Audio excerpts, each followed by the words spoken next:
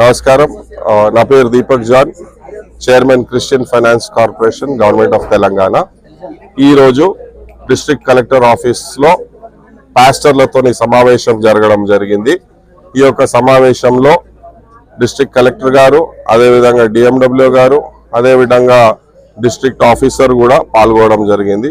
Almost ఒక 200 pastors తోని ఈ యొక్క సమావేశము జరపడం జరిగింది. ఈ యొక్క సమావేశంలో పాస్టర్స్ వారి యొక్క ప్రాబ్లమ్స్ చెప్పడం జరిగింది. చర్చ్ పర్మిషన్స్ కి సంబంధించిన ప్రాబ్లమ్స్ అయినా కానీ, కాస్ట్ సర్టిఫికేట్స్ కి సంబంధించిన ప్రాబ్లమ్స్ అయినా కానీ, కమ్యూనిటీ హాల్స్ లేని ఇష్యూస్ అయినా కానీ, అదేవిధంగా సమాధుల కొరకు, స్థలాల కొరకు ఇష్యూస్ అయినా కానీ, ఇవంతా కలెక్టర్ గారి ఆధ్వర్యంలో ఇక్కడ చర్చించడం జరిగింది. కలెక్టర్ గారు కూడా దీనిపైన పాజిటివ్ గా స్పందించడం జరిగింది. ఏదైతే సమాధుల కొరకు స్థలం ఉందో వారు దానిపైన త్వరలోనే స్పందిస్తామని మాట ఇవ్వడం జరిగింది. అదేవిధంగా కాస్ట్ సర్టిఫికేట్స్ కి సంబంధించిన ఇష్యూలో కూడా ఇమ్మీడియట్లీ డిఎండబ్ల్యూ గారు తహసీల్దార్ తో మాట్లాడి కొన్ని విషయాలు కూడా చర్చించడం జరిగింది. ఈ యొక్క ప్రభుత్వము, కాంగ్రెస్ ప్రభుత్వము, రేవంత్ రెడ్డి గారి నాయకత్వంలో చాలా లౌకికవాదం ఉన్న ఒక ప్రభుత్వము, ఒక సెక్యులర్ ప్రభుత్వము. హిందూస్ అయినా కానీ, ముస్లిమ్స్ అయినా కానీ, క్రిస్టియన్స్ అయినా కానీ అందరినీ సమానంగా చూసే ప్రభుత్వము. ఈ యొక్క ప్రభుత్వము క్రైస్తవుల ఇష్యూస్ పట్ల చాలా చిత్తశుద్ధితో ఉంది. వారి ఇష్యూస్ మెల్లమెల్లంగా మేము సాల్వ్ చేస్తామని మీకు తెలియపరుస్తున్నాము. ఈ క్రైస్తవులు మన తెలంగాణ రాష్ట్రంలో ఏ విషయాల్లో ఇబ్బంది పడాల్సిన అవసరం లేదు, భయపడాల్సిన అవసరం లేదు. వారికి సంబంధించిన హక్కులు వారికి ఖచ్చితంగా కాంగ్రెస్ ప్రభుత్వంలో వస్తాయని తెలియపరుస్తున్నాము. చర్చ్ పర్మిషన్స్ అయినా కానీ, సమాధుల కొరకు స్థలం అయినా కానీ, కాస్ట్ సర్టిఫికేట్స్ అయినా కానీ, కమ్యూనిటీ హాల్స్ అయినా కానీ, వీటికి అన్నిటికీ మేము పరిష్కరిస్తామని తెలియపరుస్తూ ఈ అవకాశం ఇచ్చిన మీ అందరికీ కృతజ్ఞతలు తెలుపుతూ thank you so much. God bless.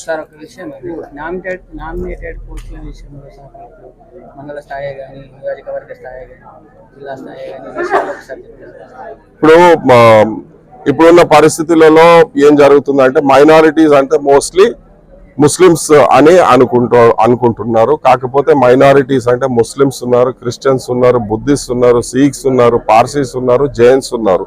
ఇంతమంది కలిస్తేనే మైనారిటీస్.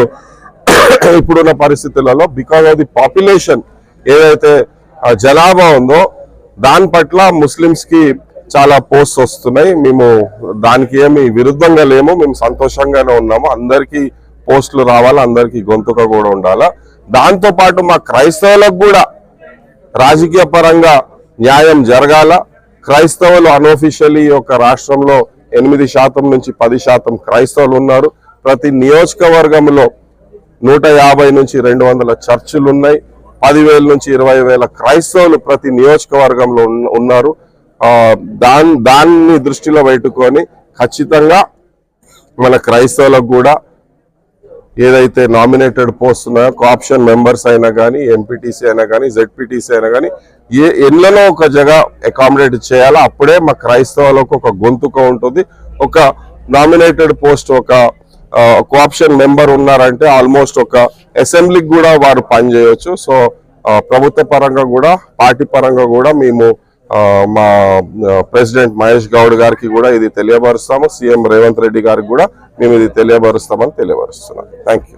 ఇంకొక విషయం అండి, దళిత సామాజిక వర్గాలలో ఎస్సీ ఒకవేళ మాకు ఎస్సీ ఎస్టీ యాక్ట్ ఏమన్నా వర్తించదేమని కూడా వాళ్ళ ఒకటి అపోహ ఉంది కదా సార్, ఈ విషయంలో ఏం చెప్తారు?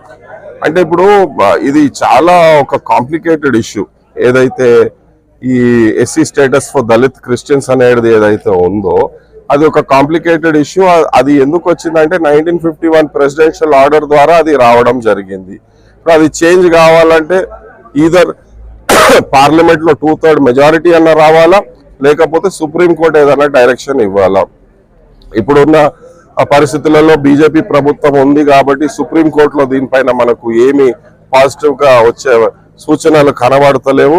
అదేవిధంగా ఏదైతే 2/3 మెజారిటీతో ఇది చేంజ్ అయ్యే పరిస్థితి ఉందో, 2/3 మెజారిటీ ఏ పార్టీకి వస్తుంది అనేది మనం చెప్పలేని పరిస్థితి. So Dalit status for SC Christians అనేది కోర్టు ద్వారానే, సుప్రీం కోర్టులోనే కొట్లాడి మనం గెలుచుకోవాల్సిన పరిస్థితి ఉంది. అది సుప్రీంకోర్టులో గెలిచిన తర్వాతనే మనకు ఒక క్లారిటీ వస్తుంది దాని విషయంలో అని మీకు తెలియపరుస్తాను. రాష్ట్ర ప్రభుత్వము దీని మీద ఎలాంటి స్పందన ఏం తీసుకోవడానికి లేదు సార్? రాష్ట్ర ప్రభుత్వము ఆంధ్ర గవర్నమెంట్ జగన్ గారు ఉన్నప్పుడు కొంత దీని విషయంలో ఆలోచించిండ్రు అని ఆ ప్రస్తావన ఉంది. ఇప్పుడు మన తెలంగాణ గవర్నమెంట్ దళిత క్రైస్తవులు మన సామాజిక సర్వే జరిగినప్పుడు చాలా మంది దళిత క్రైస్తవులు ఉన్నారు, వాళ్ళ పేర్లు నమోదు చేసుకోలేదు. వాళ్ళు అసలు క్రిస్టియన్గా చెప్పుకోవడానికి కూడా వాళ్ళ చిన్న చిన్న ఉద్యోగాలు కావచ్చు, లేకుండా వాళ్ళ సామాజిక పరిస్థితి కావచ్చు, ఆర్థిక పరిస్థితి కావచ్చు, చాలా ఇబ్బందిగా కొంతమంది నమోదు చేసుకోలేదు. మరి అలాంటిది ఏదైనా వస్తే అందరూ క్రైస్తవుల సంఖ్య ఎక్కువ చూపి కాదండి, ఇది సెంట్రల్ గవర్నమెంట్ సబ్జెక్ట్, అక్కడి నుంచి రావాల్సిన పరిస్థితి ఉంది కాబట్టి. కాకపోతే నేను చెప్పింది ఏంటంటే మాదొక లౌకికవాదం ఉన్న ప్రభుత్వము.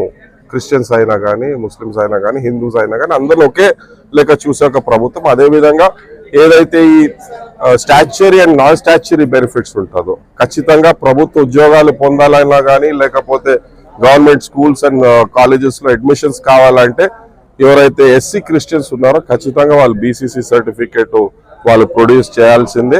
ఇతర సంక్షేమ కార్యక్రమాలకి నాన్ స్టాచ్యూరీ బెనిఫిట్స్ ఏదైతే ఉందో, ట్రైనింగ్స్ కావచ్చు, స్కిల్ డెవలప్మెంట్ ప్రోగ్రామ్స్ కావచ్చు, లోన్స్ కావచ్చు, ఓవర్సీస్ స్కాలర్షిప్ కావచ్చు, ఇంకా ఇతర సంక్షేమ కార్యక్రమాలకి వారు బ్యాప్టిజం సర్టిఫికేట్ ఇస్తే సరిపోతుంది. ఆ వెసులుబాటు ఈ ప్రభుత్వం కల్పించిందన్న మీకు తెలియవరుస్తుంది. ఇంకొక విషయం అండి, గతంలో వాళ్ళు ఉద్యోగాలు ఆల్రెడీ ఉంది. ఇప్పుడు క్రిస్టియన్స్ గా వాళ్ళు ప్రభువుని అంగీకరించినటువంటి వాళ్ళు ఉన్నారు కదా, వాళ్ళ ఉద్యోగాలను తీసే ప్రయత్నం చేస్తున్నారు.